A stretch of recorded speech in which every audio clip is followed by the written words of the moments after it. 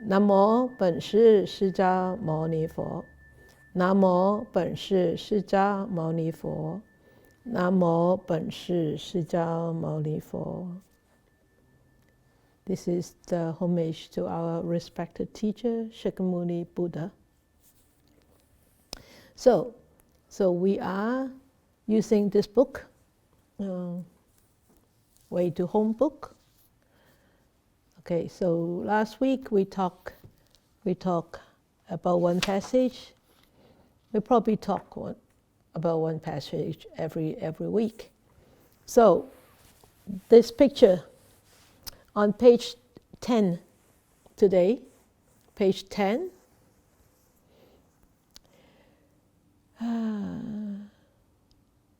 Some of you do know this garden, right? You recognize this garden? You recognize those cherry trees? Yeah, big cherry trees.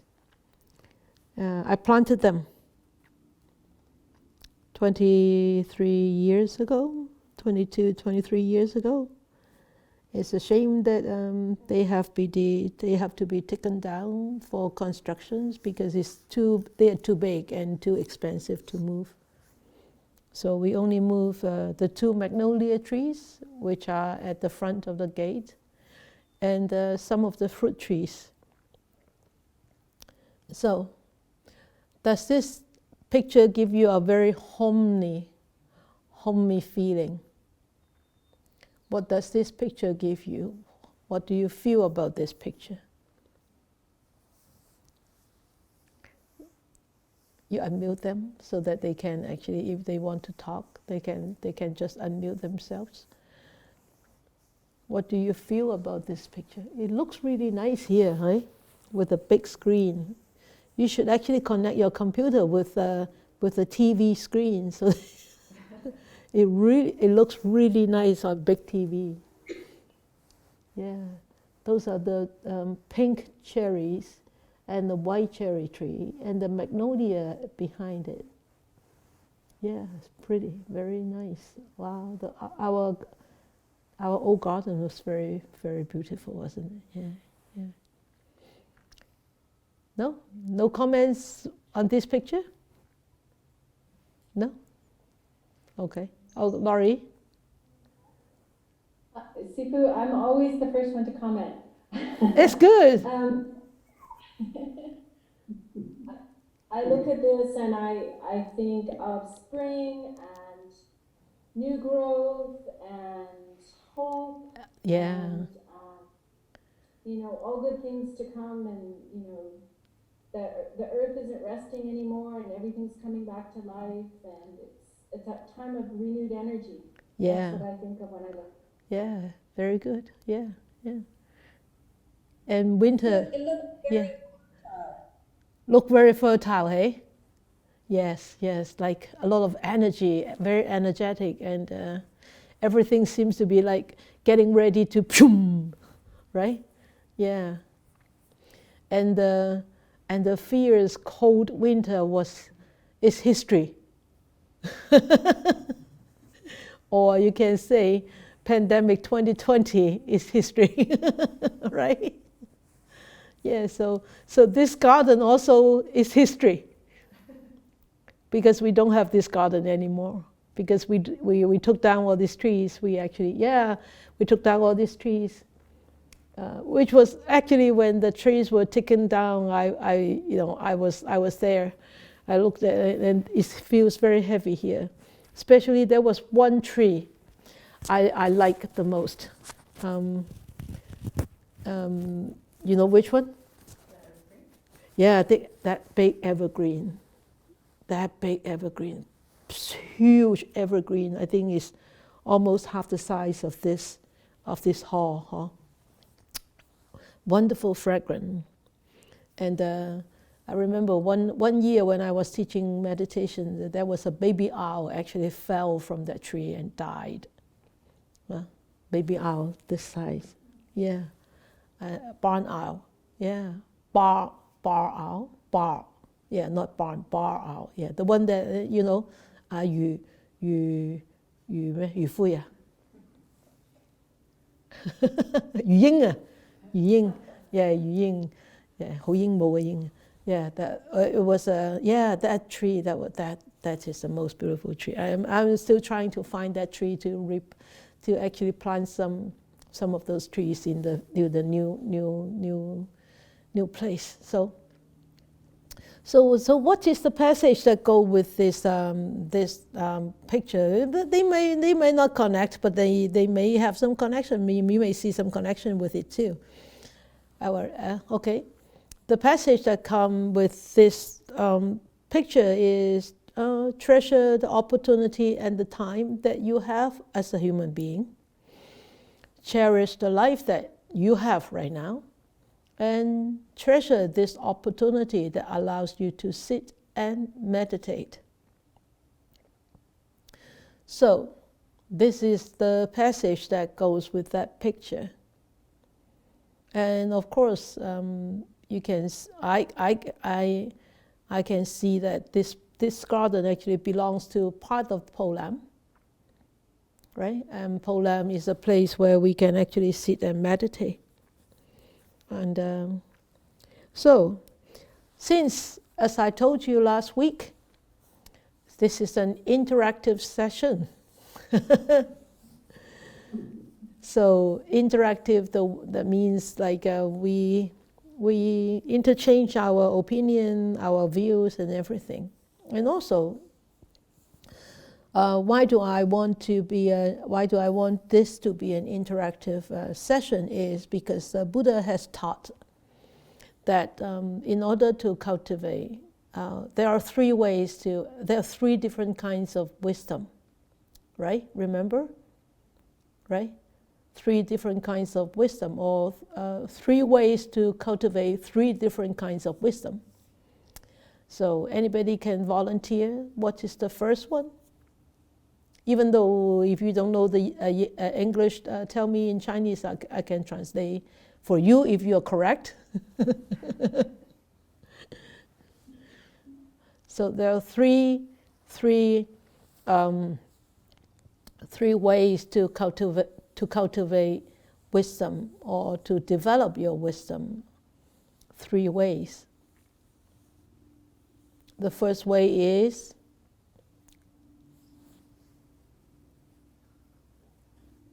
okay, Jeremy. Who? Somebody said something. Nora? Feng Keng, okay. Is it to stay with wise people? Okay, you are...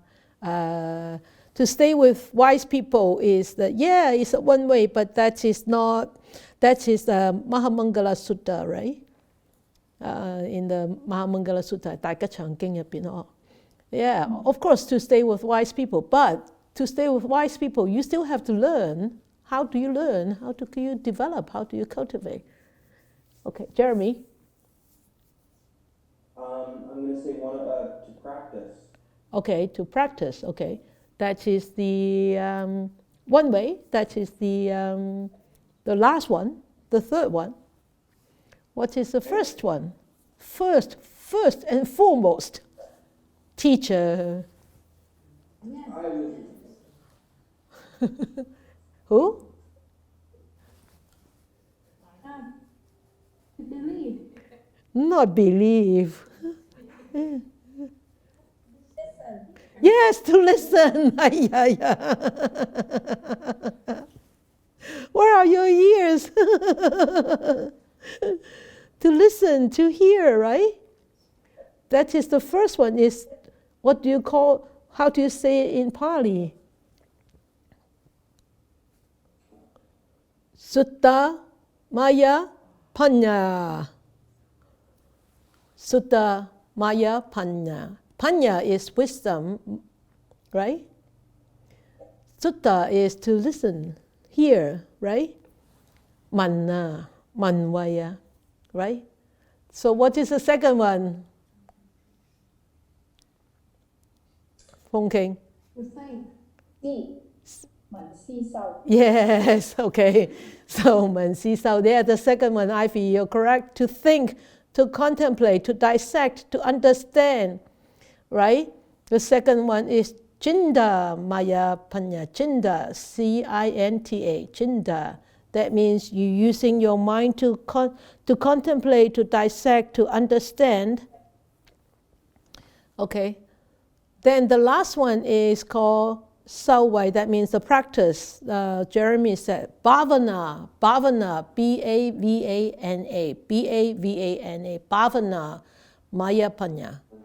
Okay, Bhavana, that means cultivate, to develop. Bhavana Maya Panya.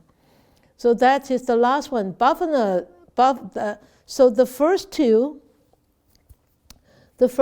is actually, you can say is knowledge. It can be, the first one is knowledge, definitely is knowledge. The more you read, the more you hear, the more you listen, the more you study, then you develop more knowledge. And could that be called wisdom? Yeah, part of it. And then the second one is you start to think about it, you start to digest it. For example, if you have a map, I remember when I first came here in 25 years ago, I'm the only one who knows how to drive. And I've never lived in the West Coast. And even when I used to live in the East Coast, I stay in one place. I don't know how to drive. I didn't know how to drive then. I was young and didn't have a driving license. Never learned how to drive while I was in Canada. So when I first came to Canada 25 years ago, as a nun, 25 years ago, I needed to drive. Then I like to use those big paper maps, right? So whenever I need to go somewhere, I would just look up first. Where's my destination? Then I remember the route. So that is looking up the destination, that is Sutta Mayapanya, right? Sutta Mayapanya. Okay, then looking it up. Then I would try to memorize it. I would try to actually put the map in my head, so that I remember it in my head. And I mean, when you're driving, you cannot get the paper map right in front of you and put it on your dashboard and try to read your map while you're driving, right? It's impossible. So that's the second one, Cinta Maya Panya. So I digest that route myself. And I picture it in my head. I understand it. I know when I would turn left and when I would go straight and for how long I would have to drive and then turn right and then blah, blah, blah, blah, blah. So that's Cinta Maya Panya. I understand it. I digest, understand, absorb. But the most important is the bhavana Maya Panya is when I get into the car, when I drive, that is the real experience, right? Then when I get there, it's a detour. Detour, what happens? I remember one time, it was winter time. The other nuns had to go to Chinatown. We were staying in Richmond for that time. For a few months, we were staying in Richmond. They needed to go to Chinatown to see Chinese doctors. So I drove them, two of them, and including me, three. And it was winter time, and I came down from Oak Street, all the way down, and go through Arthur Lane Bridge. And it was dark. I didn't know what to do. And because during the day I could see landmarks. I knew where which landmark I could follow, but it was so dark. But I knew my directions. At the back was north. And because I studied the map before. And I knew the place where I lived is on the west, on the east, southeast. So, and I just followed the road going to a southeast. I didn't know which road I took, but I got home with no problem. Just take about like 10 minutes more, that's all. And Yang Sifu said, you are really something. You'll have your... at that time, I don't think we have GPS yet in the 90s. She said, you have a compass in your head. And she said, you must be somebody who used to ride a horse when you were many past lives, you know. You know your direction. But because why? Because I studied the map. I knew where I live. It was some place that the students and the students of my teacher actually allow us to stay. But because I have studied and I have dissected the map, I have dissected the route, so it's in my mind.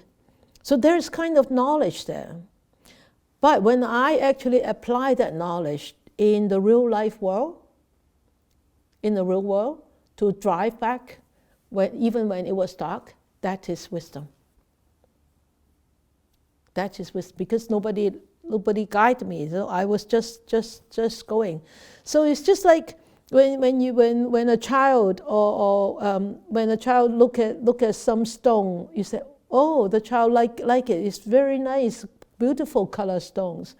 But when you take that beautiful piece of color stone to a jewelry, and say, oh, it's just a piece of stone. Why? It's worth nothing, because the jeweler, what do you call them? The people who make jewelries, they evaluate the stones according to their professional skills, whether it is diamond, whether it is ruby, whether it's sapphire, whatever. But the child is just seeing it as a piece of stone. So that piece of stone is very different to a child than to a jeweler, right? So because the jeweler has that knowledge to know the ingredients of the stone. So that's why I want this to be interactive, because I want you to think, not just me telling you things. I want you to interpret the teachings. I want you to interpret the picture. Okay, now let's start to think and contemplate. Treasure the opportunity and the time that you have as a human being. Why do we need to treasure? How do you feel about this? What do you feel about this? Remember, Sutta Maya Panya, Chinda Maya Panya, Bhavana Maya Panya.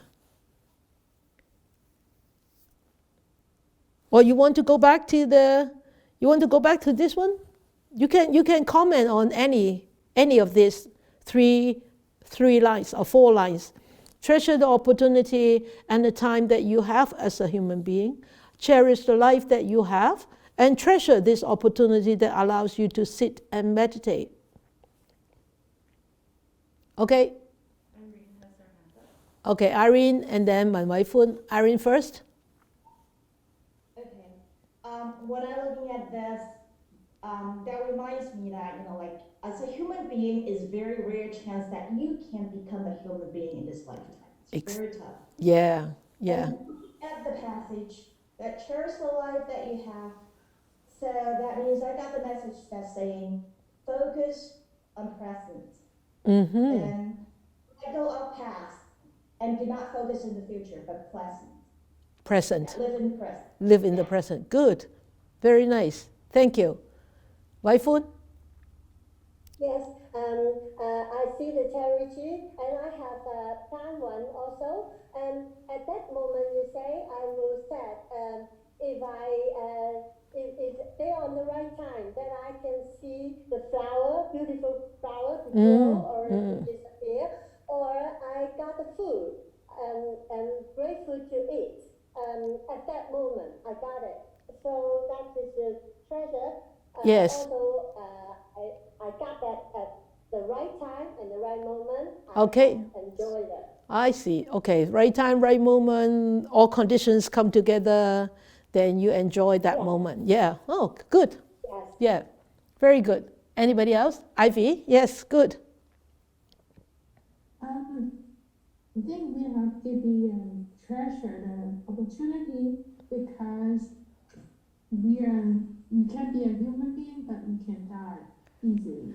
We can die very soon, easily, unexpectedly, yes. If we don't treasure this opportunity, and then we will regret when the moments just come, and then it will not ensure that you will have another life as a human being. So, Yes, very, very good. you have to catch up fast. Yes. And it wait for you, so. Yes, yes. Very good, good. And Jeremy, I think Jeremy put up his hand. So the whole passage makes me think a year ago, well, I guess more than that, probably close to 2 years ago, in the Dharma hall, you had asked us a question, and I had replied that I was trying to plant the right seeds for the next life. Yes. And you said that, but I was not wasting, but that I needed to focus on this life, and that I was missing out. Yes. And the contemplations, I thought for a long time on those very words, and how just very special this life is, and the more we can treasure and practice with it, we plant the seeds in this life and let them be what'll come. Right? Exactly. You don't have to be so focused on what's coming. You live in this moment and really cultivate it, treasure it. Yeah, well, wonderful, wonderful. You see? Chindamaya Panya. Hey, wonderful, good. Anybody else?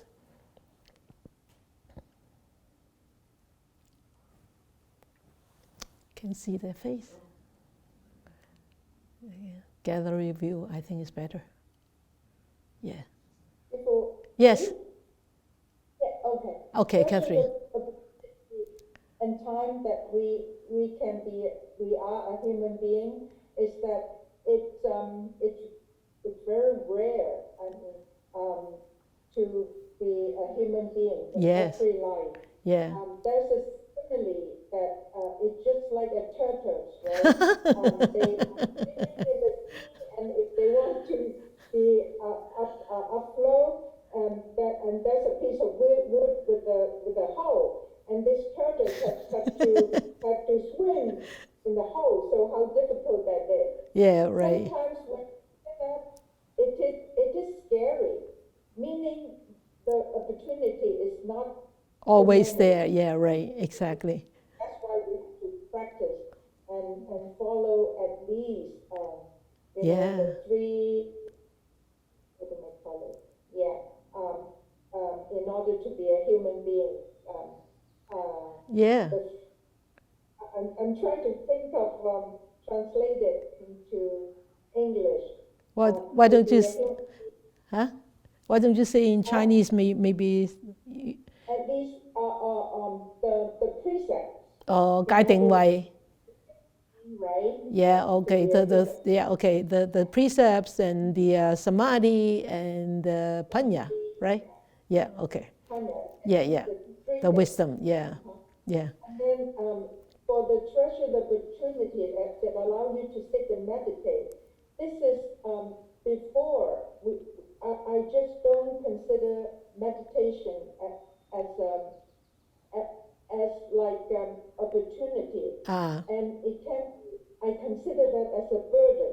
Okay, and then times reminded me that it's also rare that you have the opportunity that you can sit and meditate. Exactly. So yes. not everybody has that opportunity. Yes. So that's why I'm starting to treasure it and sit That's more. wonderful. Yeah.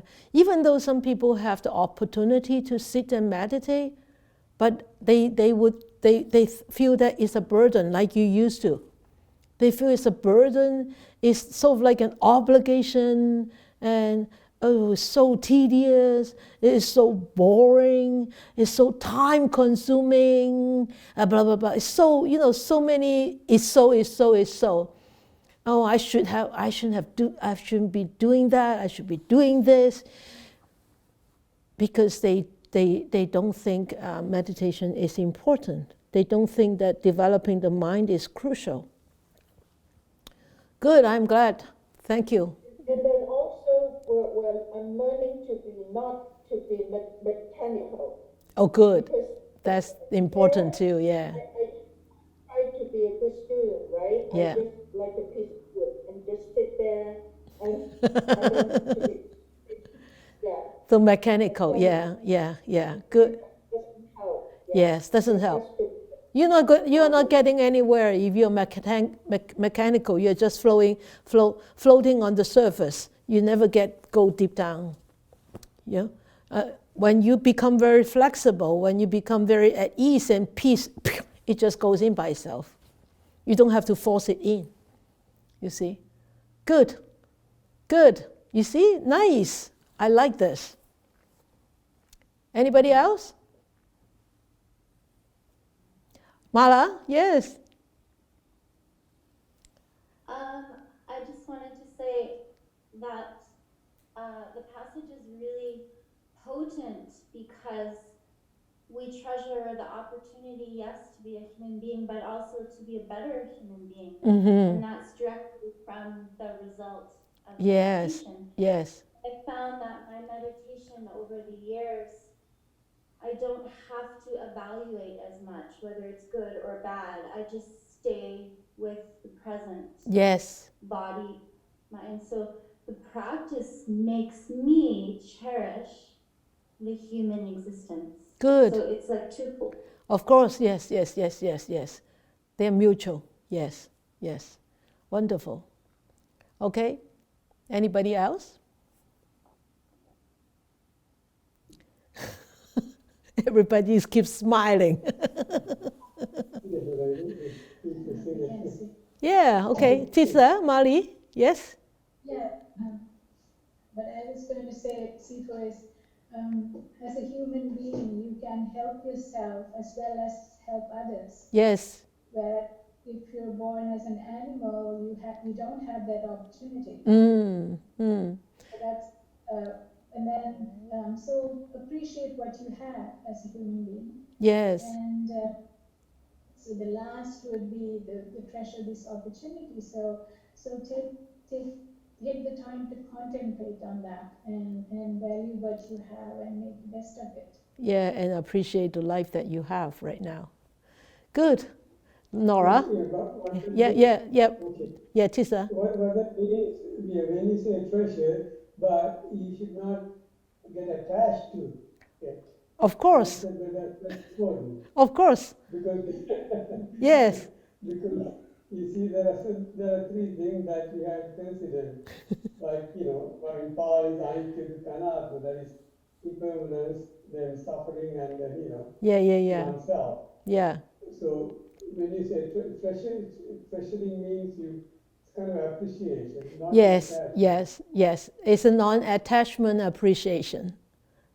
Yes. Always. Good. Yes. Thank you. Nora? I was going to say, treasure in the fact that you need to keep doing it and support the Sangha and keep showing up, because I mean, if everybody stopped coming and listening to your talks, I mean, what's the point, right? And then you could just disappear. I mean, and we're just so lucky that we have you. So incredibly fortunate that we have a Dharma teacher that we respect and we learn from, right? And if we don't support that, if we don't tune in, if we just say, oh, whatever, she'll be there next year, I'll tune in then. Yeah. Not happen, right? Oh, we have seen it happen so often, right, Nora? Yeah. I totally agree with you. I mean, I've been teaching for over how many years now? Maybe 13 years now. And look how many of you are there. But you know, I treasure your presence, even though such a small group. I treasure it because it's a strong group. And my teacher always taught me. He said, you rather have an excellent group, a small excellent group, than a big non-excellent group. You get what I mean? I'm praising you guys. Hey! Yeah, you see, this is, you know, but I really agree. I really came to understand why he said that. I really understood, really. Because even if you have a big group, but they are really not, they do not have the heart in it, and they do not excel, and they do not practice. What's the meaning? What's the meaning having a big group? Right? So that's the whole thing. Good, I'm glad. It's actually wonderful. So you can hear about my interpretation of these passages. But you know, when I wrote this, when I taught these passages actually come out from, most of them come out from my meditation retreats, which I taught in the past years. The English ones here, and some of them are in Hong Kong and in China. When I taught this, I wasn't going to put together a book. But when the book was put together, I never thought that we're going to study this book.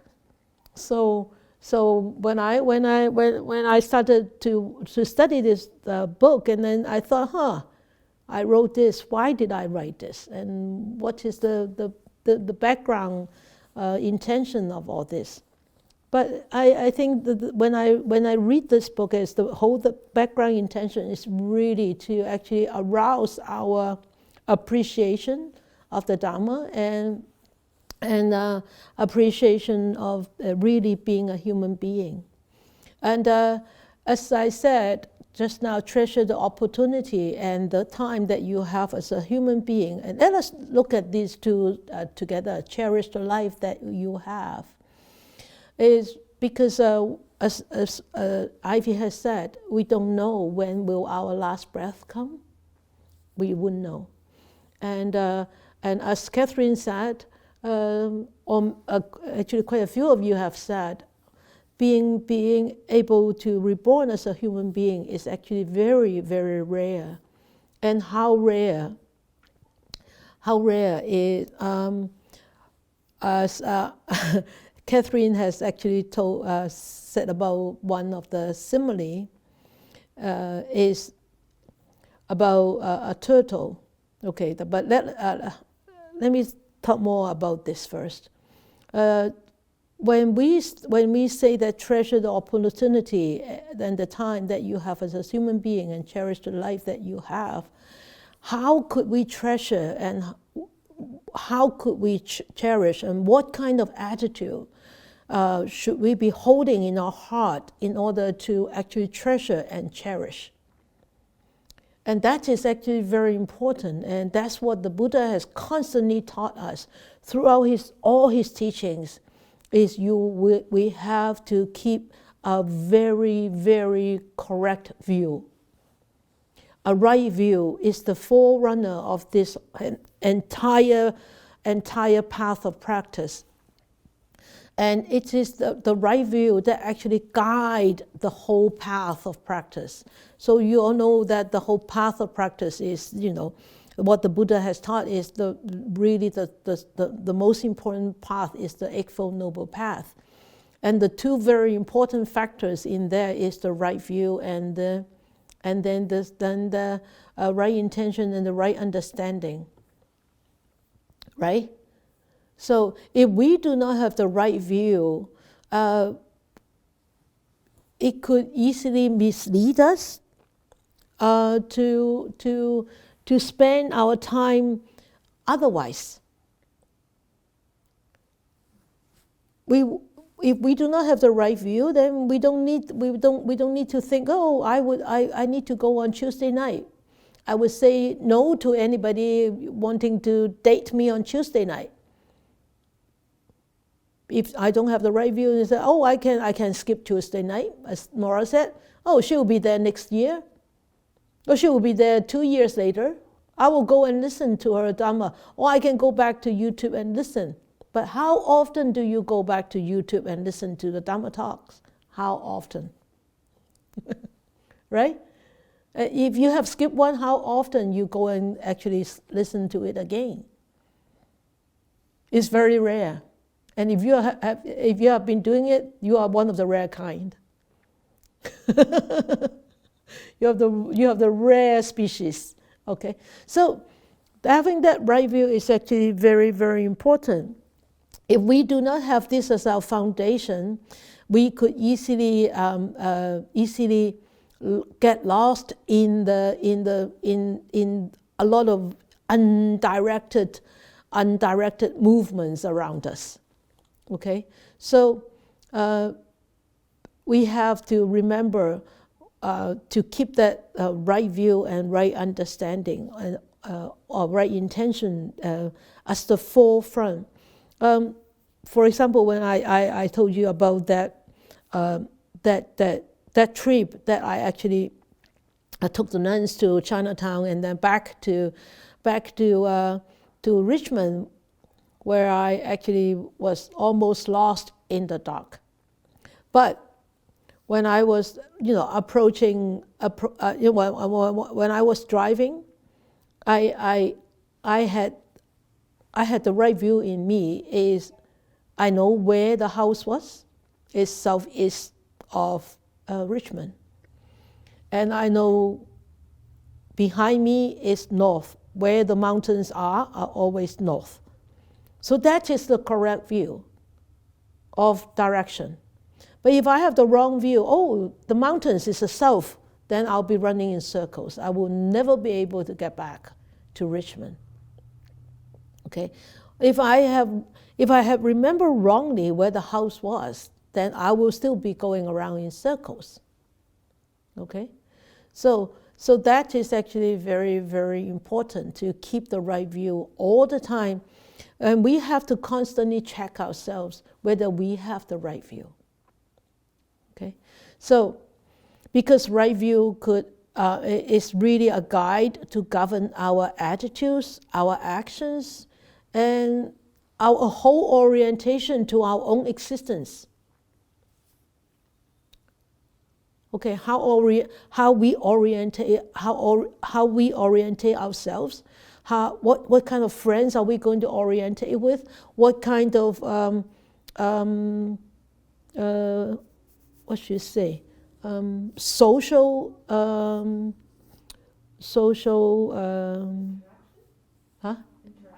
not standards, principles, social principles that we have to orientate ourselves with. If we have the wrong view, we could easily associate with the wrong people. And if we do not have that kind of awareness, and that association could become stronger and stronger, and it's very, very difficult to come out. That's why the Buddha always put the right view as the forerunner, right view and right intention. Okay, so this we have to actually look at this in right understanding and right view. We have to really put these two on our path as a human being all the time. We always have to constantly check ourselves with these two factors. Okay, so treasure the opportunity, the time that, as a human being, and treasure the opportunity that allows you to sit and meditate. The Buddha said there is a simile. We were born as a human being. It's a very, very, very rare. And how rare he actually gave a very beautiful simile. Actually, Catherine actually talked about it a little bit, but I will give you a very detailed. It's called the blind turtle. It's not just a turtle, it's a blind turtle. And this blind turtle, every 100 years, he would come from deep, deep ocean. He normally lie low in very deep ocean. Every 100 years, he would come up. It would come up and take one breath. Okay, every 100 years. And then in the ocean, there is a piece of driftwood, or you can, and in the sutta, they call it a yoke, Y-O-K-E. So, or you can say it's a piece of driftwood with a big hole in it. And because the wood is in the ocean, so when it is going into the east, there will be waves coming from the west to push it. And when it wants to go to the north, there will be waves from the south to push. Okay? So the driftwood is encountering different kind of waves, right? From the east, from the west, from the south, from the north. So it's drifting all over the place, drifting. So every 100 years, this blind turtle would come up from the seabed all the way, struggling up, wanted to take a breath of fresh air. How rare would it be? That turtle would just go through that hole and take one deep breath. How rare? 100 years? No. 200? No. 300? Well, I don't know. 400? I really can't say. 500? 600? Rare, very rare, maybe eons before that one turtle would hit that hole and come up through that hole to take a breath. So that is how rare a human life is. So when we reflect on this, how precious this human being. Why? Because human being could develop so many wonderful qualities, wholesome qualities. That's why it's so precious to be living as a human being. Because it's possible that we can develop many, many, many wholesome qualities. At least those 6 paramis or 10 paramis, right? Those wholesome qualities that the Buddha said that we need to develop. 6 in the Mahayana teaching and 10 in the Theravada teaching. So this is how rare it is, and the Buddha actually said in the sutta is that bhikkhus, that means monks, the blind turtle would sooner put his head through that yoke with a single hole in it than a fool, once gone to a lower realm, would find his way back to the human state.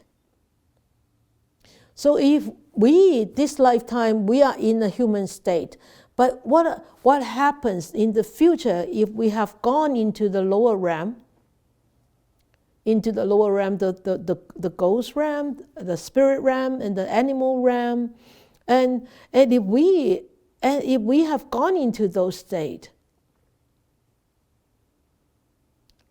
we'll probably spend more time in those states than this turtle coming up and encounter this piece of wood with a hole. So you can see how rare and how precious this human life is through this simile. And that's why the Buddha always encourage us to really cherish the freedom that we have as a human being. This freedom and this fortune is just improbable. And we may think it's really, really so difficult. You will know, because we haven't died, right? And we didn't remember our many, many past lives. But through Sutta Mayapanya, we can read books about many, many people experience of past lives. And many people experience near-death experience, or many people born as a human being, then they can tell, they remember their past lives, children, they remember their past lives. Or when you meditate in, long enough and quiet enough, you can see yourself from past lives. You see yourself, oh, this is me. I had that experience. I'm not boasting, but this is possible. I saw a man with a beard meditating in one of my meditation. Very, very brief.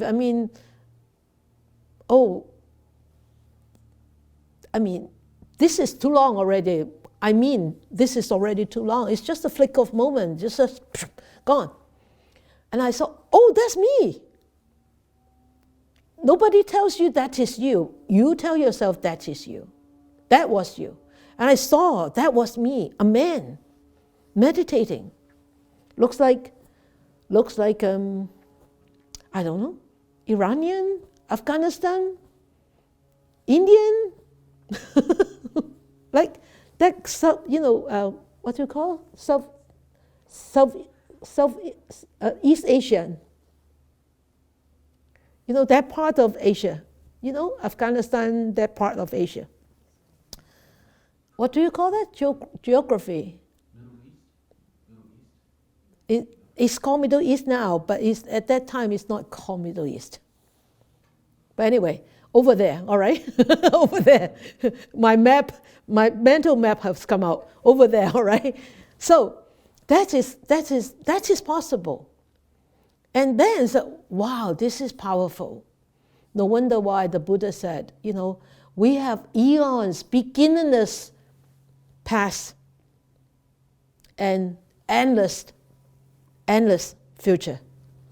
And this lifetime is only a very short lifetime. Okay, so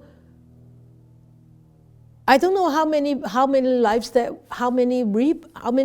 we have in the past where we actually spend some time in the lower realms. I haven't experienced that, but I have read book, as I told you last week, Proof of Heaven. I can't remember his name, Dr. whoever. Anyway, he actually proved that he actually had that near-death experience, that he experienced not animal life, worm's life, I think. Worm's life. Yeah. So for most of our lives, we I don't know how many lives that we have been reborn in those lower realms or higher realms, but we really, it's actually very rare to become a human being.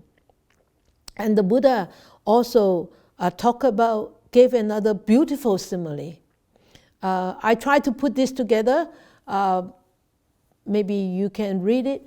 You can see it. This is a very high mountain, and it's really not to the proportion, okay?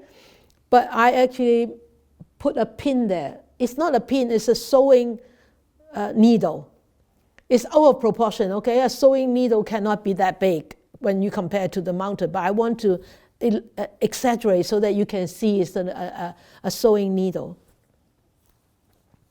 And the Buddha said, and once he said there, is hanging a thread from the top, your sewing thread, from the top of the mountain. You try to pierce through the thread into the needle, pull it through. Look! Whoo! Bring it back, bring it Can they see it wide? No? Okay. Can you do that thread again? Highlight, spotlight me. Spotlight the picture. No, you can? Oh. It's spotlight? Okay. Okay. So can you see, when you want to when you drop a sewing thread from the top of the high mountain and want to thread it through that sewing pin, how possible, how rare that you can do that. It's almost impossible. It's almost impossible. Because why? Even though there is no wind, but there is air. And there is weight of this thread. And weight and air, when they meet, they create a momentum. And that air will push the thread this way, would push the thread this way, would push the thread this way, and it will never reach the bottom. It will never be able to thread through that hole of the sewing needle. Rare human life. So, even though you encounter very difficult times in life, don't ever say that, why am I like this? Why am I here? Why my life is like this? And don't ever think of giving up this life intentionally. I mean, killing yourself, committing suicide. Don't. No matter how difficult life is, it's not as difficult as as being able to be reborn, to become a human being.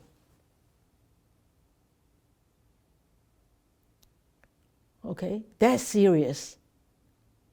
That's serious. So, no matter how difficult this life is or will be, you just take one day at a time, 1 hour at a time, 1 minute at a time, 1 second at a time. As long as we have this breath, as long as we have this human life, anything can be resolved. Even though it cannot be resolved, it won't take away our human life. Okay? Of course, not everything can be resolved, but it doesn't matter. It will always pass. It will always pass. Anything that has arisen, they will just pass away. Might not be at the time that you want it to pass away. It may linger on for a longer time, but it will eventually pass away. So when you really encounter difficult times or difficult people or difficult situation or unwanted things happening, and wanted things don't happen, don't ever complain. I don't want to become a human being. I don't want to stay as a human being. Why do I need to be a human being? Yeah, next life, when you don't have an opportunity to become a human being, you say, why can't I be a human being? Sorry, it's too late. It's too late. So try to appreciate every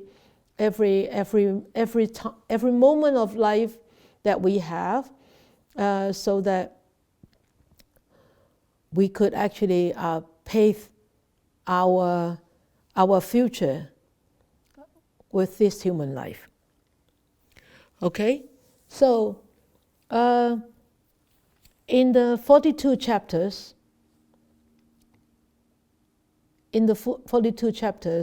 I have actually taught the whole 42 chapters in both English and Chinese, and all the teachings are posted in YouTube. So it says, it is difficult to ascend from wretched destinies, that means lower destinies, and be born as a human being. That's how rare.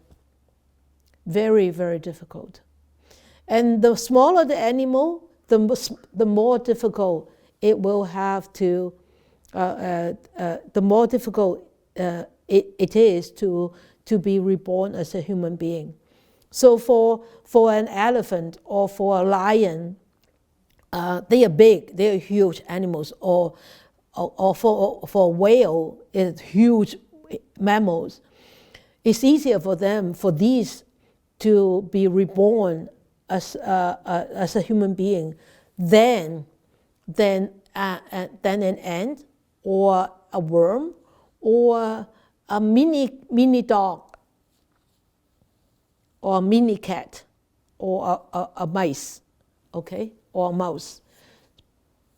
That's what some of the teachers actually said. I don't know where did that come from, but of course, in order to be big and huge, one has, or like lions, they are so powerful, and elephant, they are so loving, so lovely, right?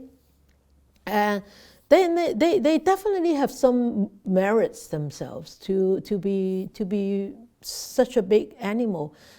So it is very difficult to ascend from a wretched destiny and be reborn as a human being.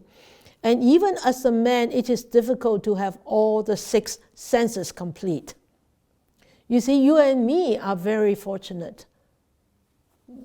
Our senses, all the 6 senses, eye, ears, nose, tongue,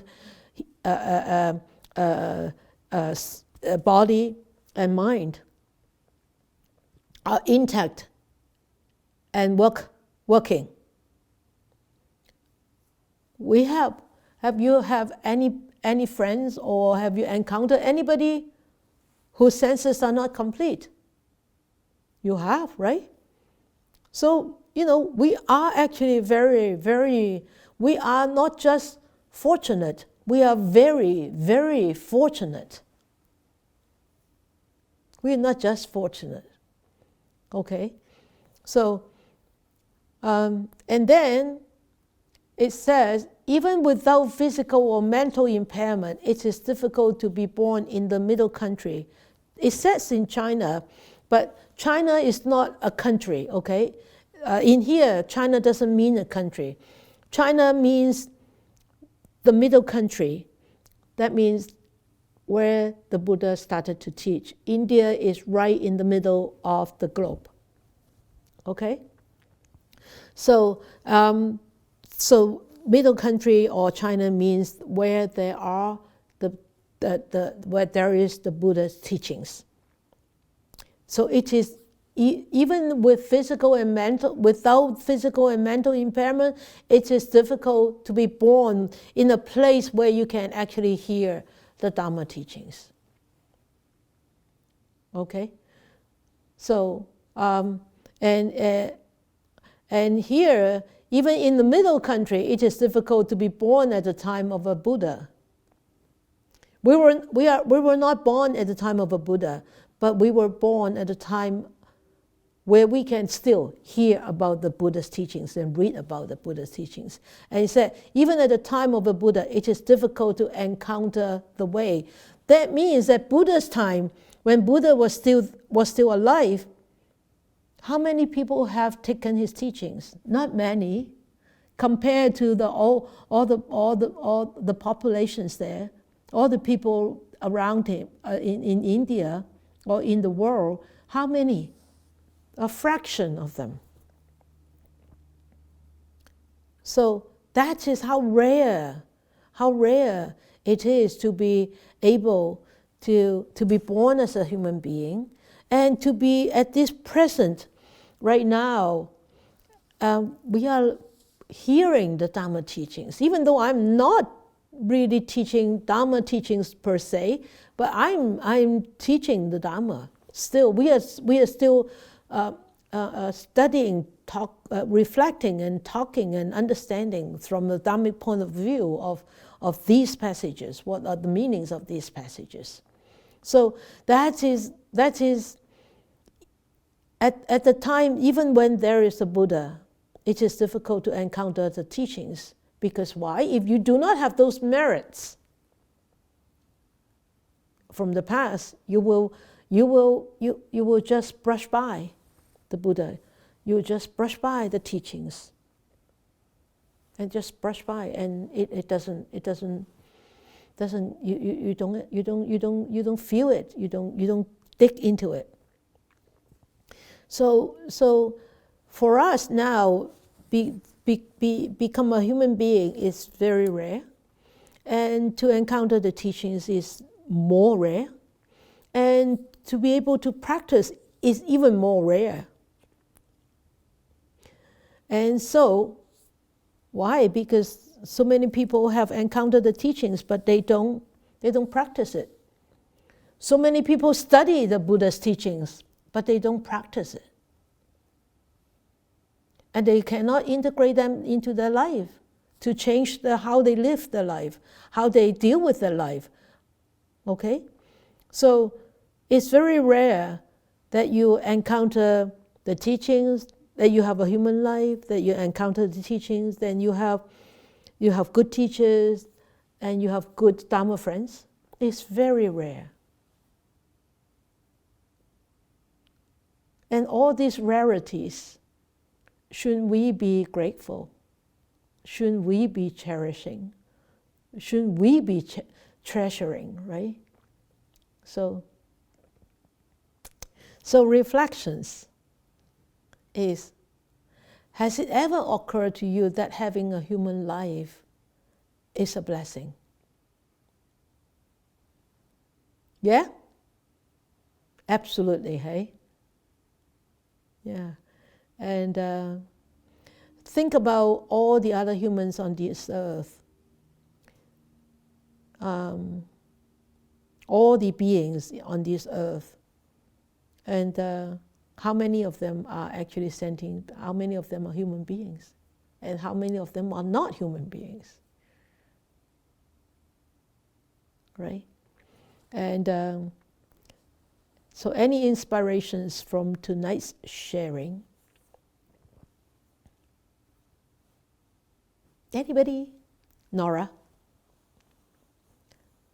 Yes. I remember you saying, don't look at a dog and say, next life I'd like to be a dog. They're just Yeah, yeah, right. Don't have anything, but they don't have any control over their life, really. They don't. No, yeah. They're sort of at the mercy of where the master, whoever looks Exactly. Yeah. Be glad you're a human. Don't think that it would be nice to be something else. Exactly. Yeah, right. Good. Yeah. Anybody else?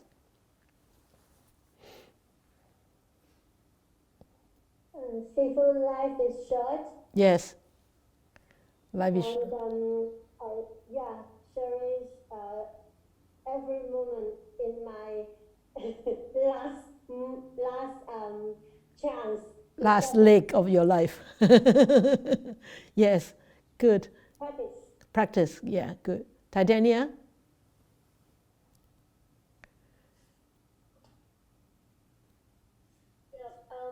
Definitely, being a human being is a blessing for me. Yes. And actually, when you ask us about the photo, when I look at it, actually I picture lots of happy children running around, enjoying their lives.